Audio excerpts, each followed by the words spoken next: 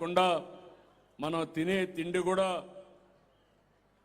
బాగా ఉంటే ఆరోగ్యం బాగుంటుంది.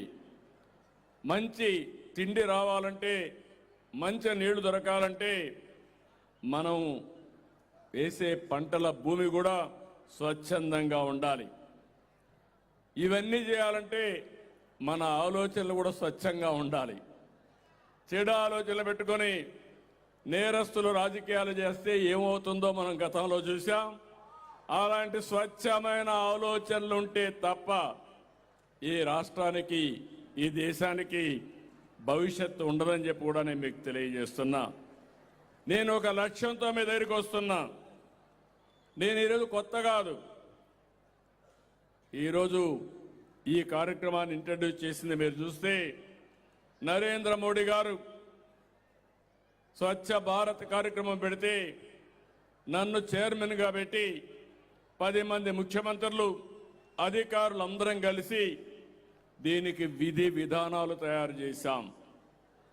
భారతదేశం స్వచ్ఛ భారతదేశం వైపుగా ముందుకు పోవాలని, అదే మరి ఆంధ్రప్రదేశ్ రాష్ట్రాన్ని స్వచ్ఛ ఆంధ్రప్రదేశ్, స్వర్ణాంధ్రప్రదేశ్గా చేయాలని ఈ కార్యక్రమాన్ని పెట్టుకున్నాం. ఈరోజు మీరు గుర్తుపెట్టుకోవాల్సింది, ఎప్పుడో నేను సింగపూర్కి వెళ్ళాను. సింగపూర్లో చూశాను. సింగపూర్లో చూస్తే రోడ్లు పరిశుభ్రంగా ఉంటాయి, ఆలోచన స్వచ్ఛంగా ఉంటుంది, గాలి స్వచ్ఛంగా ఉంటుంది, అందరికీ ఆదాయం పెరిగింది. అది చూసిన తర్వాత హైదరాబాద్లో సమైక్య ఆంధ్రప్రదేశ్లోనే నేను ఆ రోజు ఏదైతే ఒక కార్యక్రమాన్ని, జన్మభూమి కార్యక్రమం, ఇంకో పక్క ఏదైతే పచ్చదనం పరిశుభ్రం కార్యక్రమానికి శ్రీకారం చుట్టాను.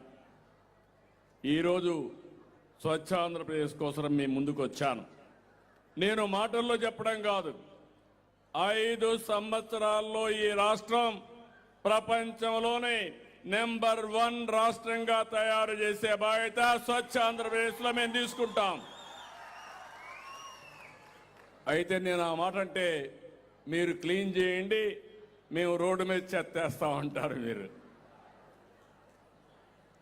మనలో ఒక ఆలోచన విధానం రావాలి. మీరు గుర్తుపెట్టుకోవాలి, మనలో మార్పు రావాలి. ఇంట్లో చెత్త బయటేస్తాం, ఇల్లు మంది అనుకుంటాం, రోడ్డు మంది కాదనుకుంటాం. అక్కడ పురుగులు, అశుభ్ర వాతావరణంలో మస్కిటోస్ అన్నీ వస్తే మన ఇంట్లో ఉండే మనల్ని కూడా మస్కిటోస్ కొడతాయి. ఆ విషయాన్ని మనం మర్చిపోతాం. అందుకే మిమ్మల్ని అందరినీ కోరుతున్నాం. ఈరోజు నేను 1 సంవత్సరం నుంచి ఒక ఉద్యమంగా ఈ కార్యక్రమాన్ని చేపట్టాం.